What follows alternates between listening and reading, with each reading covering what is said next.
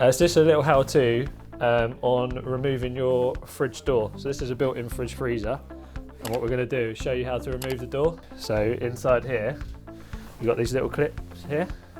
So if you remove that clip cover, what that's going to do is it's going to show you your 2 screws there. And then if you undo those,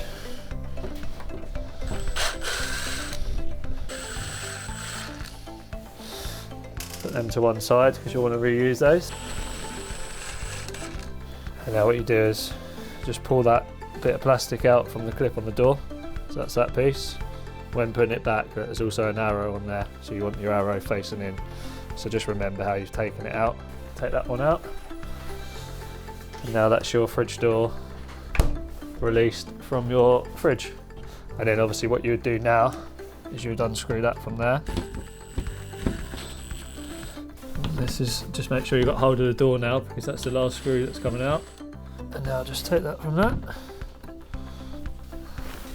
That one out of there. You've probably just got to close it to take it out fully. And that's your door removed from your fridge.